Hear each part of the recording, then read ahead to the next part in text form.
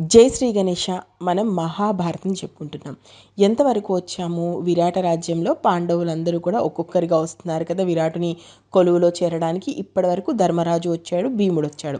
ఇక ఈరోజు మనం అర్జునుడి గురించి తెలుసుకుందాం. అర్జునుడు బృహన్నలుగా ఒక నపుంసకుడుగా వస్తాడు.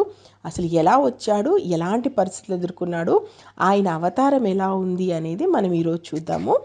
భీముడు వచ్చిన కొద్దిసేపటి తర్వాత మరోవైపు పడమర గుండా ఎక్కడైతే విరాట రాజు ఉన్నాడో ఆ ప్రాంతానికి అర్జునుడు వస్తాడు. అర్జునుడి రూపం ఎలా ఉంటుందంటే కింద అరికాలు కూడా కనిపించకుండా అంత కింది వరకు చీర కట్టుకొని ఉంటాడు. కాళ్ళకు పూర్తిగా పట్టీలు వేసుకుంటాడు. రైకకు చీరకు మధ్యలో ఎక్కడ కూడా శరీరం కనిపించకుండా పూర్తిగా కప్పుకునేలాగా ఉంటుంది అతని చీర, రైక, పైట కొంగు కూడా. అదేవిధంగా మెడ నిండుగా కూడా అసలు అతని మెడ ఎవరు కూడా కనిపించకుండా చూడకుండా పూర్తిగా బంగారంతో వేసుకుంటాడు. బంగారం ఒక పట్టీలాగా వేసుకుంటాడు మెడ చుట్టూ. ఆ తర్వాత గాజులు కూడా పూర్తిగా అతని చెయ్యి నిండుగా గాజులు వేసుకుంటాడు.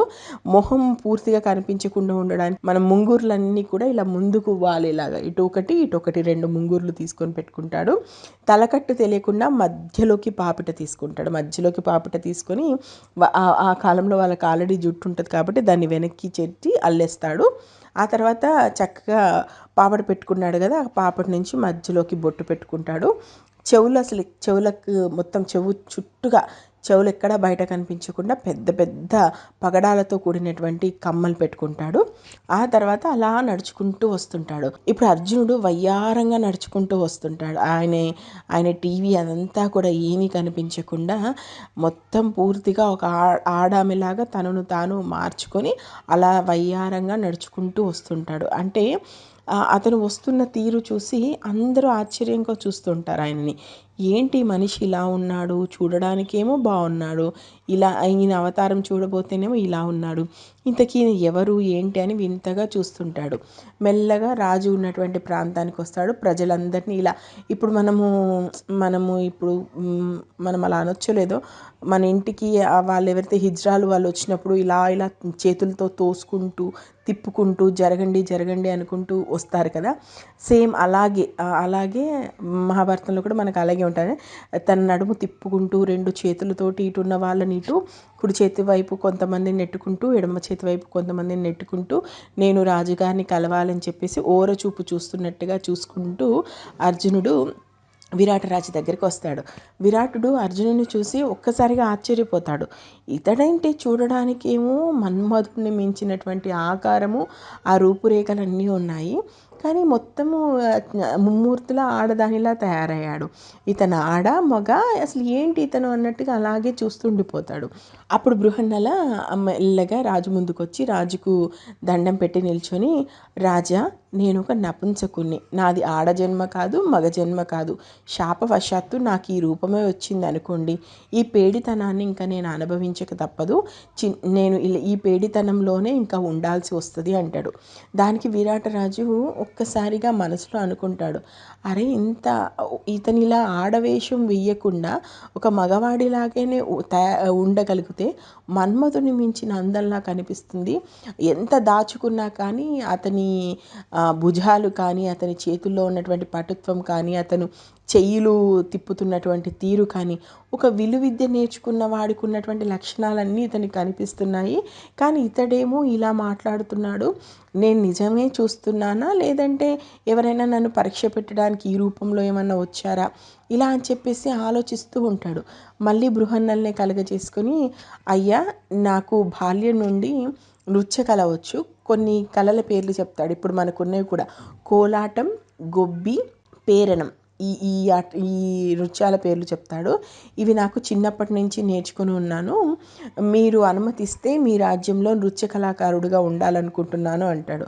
అదంతా వింటుంటాడు. మామూలుగా మనకు ధర్మరాజుతోనో లేదంటే భీముడితోనో మాట్లాడతాడు విరాటుడు, కానీ ఇతన్ని మాత్రం అలాగే చూస్తూ ఉండిపోతాడు. అతను చూస్తున్నది నిజం కాదు, ఈ నిజం వెనుక ఇంకేదో నిజం ఉంది అని చెప్పేసి విరాటుడు ఆలోచిస్తుంటాడు. ఎందుకంటే స్పష్టంగా తెలిసిపోతుంటుంది అది.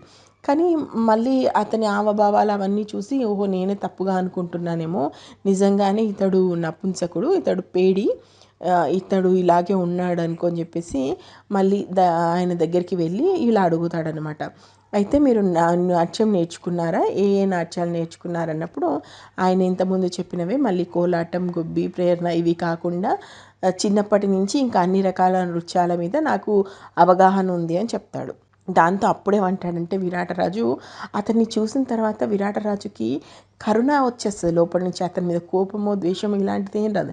నిజానికి మహాభారతంలో ఏ ఏ వర్ణం వారిని కానీ ఎవరిని కూడా చిన్న చూపు చూడలేదండి. దానికి ఉదాహరణ విరాట పర్వంలో మనం చూసుకోవచ్చు. ఒక ధర్మరాజు తప్ప మిగిలిన ముగ్గురు కూడా అంటే భీమ, నకుల, సహదేవులు 4వ వర్ణం వాళ్ళని వస్తారు, అంటే తక్కువ జాతి వాళ్ళుగానే వస్తారు. వాళ్ళెవ్వరిని కూడా చిన్న చూపు చూడడు. ఇక ముఖ్యంగా ఈయన విషయానికి వస్తే, అర్జునుడి విషయానికి వస్తే ఒక నపుంసకుడిగా వచ్చాడు. అంటే ఆ రోజుల్లో నపుంసకుల్ని కూడా తక్కువ చేసి చూడలేదు. వాళ్ళను కూడా వాళ్ళ వృత్తులు చేసుకునే విధంగా అక్కడ సమాజం ఉంది అనడానికి, ఈ రోజుల్లో అన్న నపుంసకుడు అంటే అదే చిన్న చూపు చూస్తున్నారు. హిజ్రాలు అంటే వాళ్ళని ఒక పనికి పరిమితం చేశారు. కానీ ఆ సమయంలో అలా కాదు. అంటే విద్యను బట్టి వాళ్ళకు గౌరవం ఉంది. అతను ఒక్కసారిగా విరాటుడు అతన్ని చూస్తూ అలా ఉండిపోయి తనలో తాను ఆలోచించుకుంటూ కాసేపు ఉండి ఉత్తరను పిలుస్తాడు. ఉత్తర తెలుసు కదా, విరాటరాజు కూతురు. ఇతడే అభిమన్యుని భార్య. ఈమె వల్లనే వాళ్ళ వంశం నిలబడుతుంది. సరే, అది మనం తర్వాత చూద్దాము. ఇప్పుడు ఉత్తరను పిలుస్తాడు. ఉత్తరను పిలిచేసరికి ఉత్తర చక్కగా అప్పుడే 13 సంవత్సరాల పిల్ల అప్పుడప్పుడే యవ్వనంలోకి వస్తుంటుంది. ఆ అమ్మాయిని పిలిచి ఇతనికి పరిచయం చేస్తాడు, బృహన్నలకు పరిచయం చేస్తాడు. పరిచయం చేసి ఇలా అంటాడు, అయ్యా నువ్వెవరో నాకు తెలియదు, నువ్వు పేడివని అంటున్నావు, నపుంసకుడివని అంటున్నావు. సరే, ముందైతే ఈమె నా కూతురు, ఈమెను ఒక్కసారి చూడు, ఈమె నాట్యానికి పనికి వస్తుందా లేదా అంటాడు. ఇక్కడ చూడాలి విరాటుని యొక్క గొప్పతనము. నువ్వు నాట్యానికి పనికి వస్తావా, నువ్వు ఒక గురువు అని అర్జునుని అడగడు. ఉత్తరను పిలిచి, అంటే రాజకుమారి అయిన ఉత్తరను పిలిచి ఉత్తరను బృహన్నల ముందు పెట్టి నా కూతురు నాట్యానికి పనికి వస్తుందా లేదా అని అడుగుతాడు. నిజంగా విరాటుడు అంటే అప్పటి రోజుల్లో విద్యకి ఇచ్చేటువంటి విలువ అంత గొప్పది. ఉత్తరను పిలిచి అలా అడిగిన తర్వాత అప్పుడు బృహన్నల ఒక్కసారి ఉత్తరను చూసి, చక్కని రూపం ఈమెకుంది, ఈమె మొహంలో ఆవభావాలు పలుకుతున్నాయి, ఈమెను కనుక సాన పెడితే చక్కని కళాకారిణి అవుతుంది అని చెప్తాడు. ఆ మాట విన్న వెంటనే ఇంకా విరాటుడు ఇలా మాట్లాడతాడు.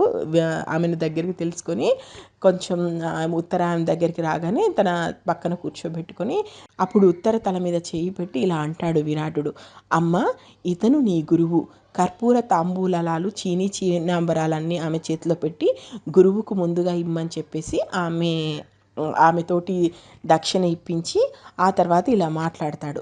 ఆ చెయ్యి ఏవైతే ఉత్తర చెయ్యిని బృహన్నల చేతిలో పెట్టి, అమ్మ ఇక నుంచి ఇతను నీ గురువు, ఈ రోజు నుండి ఈయన చెప్పినట్టుగా నాట్యం అభ్యసించు.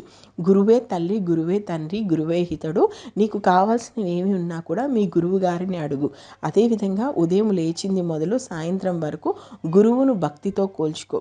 భోజన తాంబూలాలు, చందనము, పూలు ఏ ఉన్నా కూడా నువ్వే దగ్గరుండి చూసుకో. ఏ లోపం కూడా రానివ్వకూడదు. అంటే ఒక నపుంసకుడిగా వచ్చినటువంటి అర్జునుడికి రాజకుమారి సపర్యలు చేసే విధంగా విరాటుడు అక్కడ అంతా మారుస్తాడే తప్ప ఎక్కడ కూడా అర్జునుడిని చిన్న చూపు చూసిన పరిస్థితి మనకు అక్కడ కనిపించదు. ఆమె అలాగే అంటది, చక్కగా విద్యాబుద్ధులు నేర్చుకుంటా అంటది. అలా బృహన్నలకు ఉత్తర శిష్యురాలు అవుతుంది. నిజంగా ఇది చదువుతున్నప్పుడైతే నాకైతే మంచిగా అనిపించింది. ఎందుకంటే ఆ కాలంలో ఉన్నటువంటి పద్ధతులు, ఎవరిని చిన్న చూపు చూడకూడడం, ఎవరికి తగినటువంటి విద్యకు గౌరవం ఇచ్చి మాట్లాడడం, ఆ బృహన్నల వచ్చిన విధానము, అతన్ని విరాటుడు ఎదుర్కొన్నటువంటి విధానము, అతనికి ఆ తర్వాత ఉత్తర సేవలు చేసేటువంటి విధానము నిజంగా చాలా బాగుంటుంది. ఇది అర్జునుడు బృహన్నలుగా వచ్చిన తీరు, బృహన్నలుగా చేరిన తీరు. కాకపోతే ఇక్కడ ఏది మనకు బాగా ఇబ్బంది అనిపిస్తుంది అంటే, కర్మ కాకపోతే ముల్లోకాలను జయించేటువంటి శక్తివంతుడు అని చెప్పుకునేటువంటి అర్జునుడు ఒక పేడిగా, నపుంసకుడిగా వయ్యారంగా నడుస్తూ ఆయన చీర కట్టిన తీరు, ఆయన రైక వేసుకున్న తీరు, ఆయన గాజులు తొడుక్కున్న తీరు, ఇలా అర్జునుని చూసినప్పుడు మనకేమనిపిస్తుంది అంటే, అంతటి అర్జునుడికే ఇంత కష్టం వచ్చినప్పుడు మన కష్టాలు ఎంతలే అనిపిస్తాయి. సరే, ఇది అర్జునుడు వచ్చిన తీరు. ఇక రేపు మనం నకులుడి గురించి చూద్దాం. నకులుడు దామగ్రంథిగా రాబోతున్నాడు. నకులుడి గురించి చెప్పాలంటే మహా అందగాడు, దేవతలు సైతం కుళ్ళుకునేటువంటి అందం నకులుడిది. మరి అంతటి అందగాడైనటువంటి నకులుడు ఎలా వస్తాడు, విరాటుడి కొలువులో ఎలా చేరుతాడనేది రేపటి ఎపిసోడ్లో చూద్దాం. నేను మహాభారతం ఉన్నది ఉన్నట్టు చెప్తున్నాను, ఎక్కడా ఎలాంటి కల్పితాలు లేవు. మీకు నచ్చితే ఆశీర్వదించండి. ఇప్పటి వరకు మహాభారతంలో ఏం జరిగిందో తెలుసుకోవాలనుకుంటే మన ఛానల్లోకి వెళ్ళండి, ప్లేలిస్ట్లోకి వెళ్ళండి, మహాభారతం ప్లేలిస్ట్ ఉంది, మీరు అందులో చూడొచ్చు. Thank you. జై హింద్.